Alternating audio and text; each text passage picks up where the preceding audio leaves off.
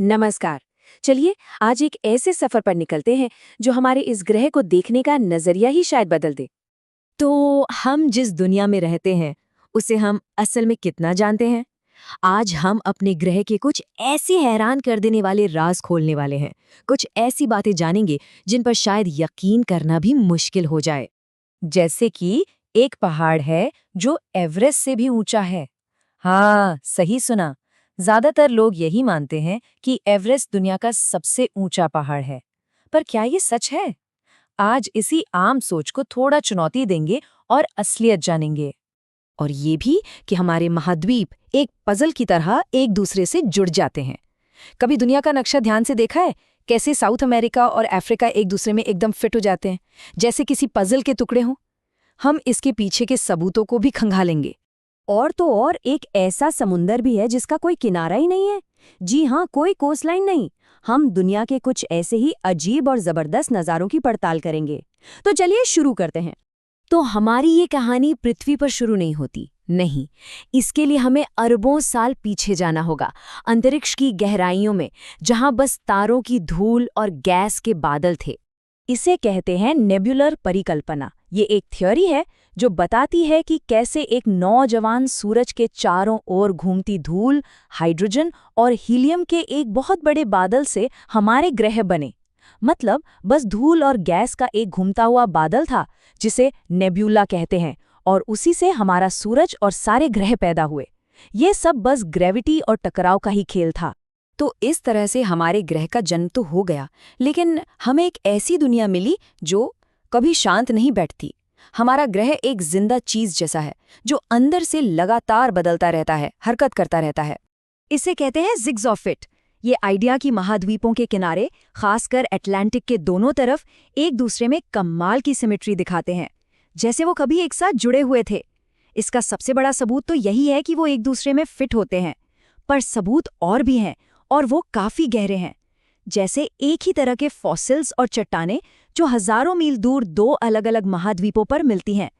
अरे यहाँ तक कि स्कैंडिनेविया के लेमिंग्स का अजीब तरह से पश्चिम की तरफ जाना भी शायद उसी पुराने जमाने का एक इशारा है जब उत्तरी अमेरिका और यूरोप जमीन से जुड़े थे।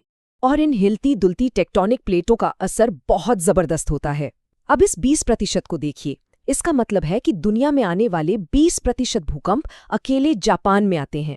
ऐसा इसलिए क्योंकि जापान रिंग ऑफ फायर पर बसा है, एक ऐसी जगह जहां कई टेक्टोनिक प्लेटें मिलती हैं और लगातार एक दूसरे से टकराती रहती हैं। इन्हीं जबरदस्त भूवैज्ञानिक ताकतों ने हमारी धरती पर कुछ ऐसे कमाल के नज़ारे बनाए हैं जिनकी कोई हद नहीं। एक तरफ हिमालय जैसे आसमान छूते पहाड़, तो दूसरी तरफ मारियाना ट्रेंच जैसी पाताल तक जाती खाइयां। तो अब आते हैं उस सवाल पर, दुनिया का सबसे ऊंचा पहाड़ कौन सा है? यहाँ एक बहुत बड़ी गलतफहमी दूर होती है। देखिए, माउंट एवरेस्ट समुद्र तल से तो सबसे ऊंचा है, इसमें कोई शक नहीं। लेकिन हवाई का मौना किया असल में अपने बेस से लेकर चोटी तक दुनिया का सबसे ऊंचा पहाड़ है। इसका ज्यादातर हिस्सा समंदर के नीचे छिपा हुआ है। हमारा ग्रह सच में अजीबो-गरीब चीजों से भरा है। सोचिए जरा, एक ऐसा समंदर जिसका कोई किनारा ही नहीं है, या फिर अंटार्कटिका में डेमन ग्लेशियर के नीचे एक ऐसी घाटी जो समुद्र तल से 3.5 किलोमीटर नीचे है। ये तो बस कुछ मिसालें हैं। हमारा ग्रह ऐसे ही भौगोलिक अजूबों से भरा पड़ा है। तो एक तरफ है ये विशाल पहाड़, समंदर और दूरियां, पर दूसरी तरफ है हम इंसान, जिन्होंने इन सब चुनौतियों के बावजूद इस ग्रह को जोड़ने के कमाल के तरीके खोज निकाले हैं। ट्रांस साइबेरियन रेलवे को ही ले लीजिए। ये इंजीनियरिंग का एक ऐसा कमाल है जिसने सिर्फ जमीन का एक बड़ा टुकड़ा पार नहीं किया, बल्कि इसने सचमुच दुनिया को छोटा कर दिया। इसने दूर दराज की अर्थव्यवस्थाओं और संस्कृतियों को ऐसे जोड़ दिया जिसकी पहले कोई कल्पना भी नहीं कर सकता था। यही कहानी पानी पर भी है।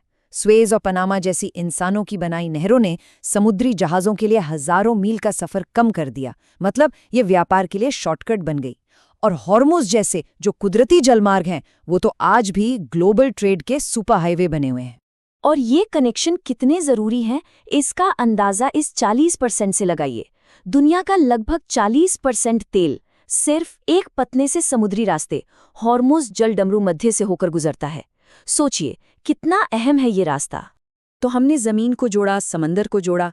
ये सब हमें एक सबसे ज़रूरी सवाल पर ले आता है। इस इतने बड़े और पेचीदा ग्रह पर आखिर हमारी जगह क्या है? कीस्टोन प्रजाति का आइडिया इसे समझने में बहुत मदद करता है। कीस्टोन मतलब वो खास पत्थर जो किसी पुराने मेहराब या आर्च के ठीक बीच में होता है। अगर उसे हटा दें तो पूरा का पूरा मेहराब ढह जाता है। इकोसिस्टम में भी कुछ प्रजातियां बिल्कुल इसी पत्थर की तरह होती है।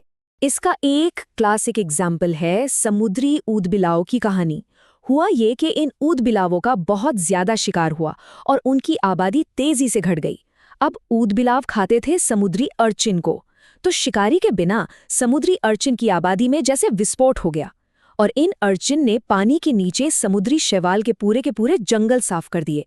नतीजा, शैवाल के ये जंगल इकोसिस्टम की नींव थे और इनके खत्म होते ही पूरा सिस्टम बिखर गया।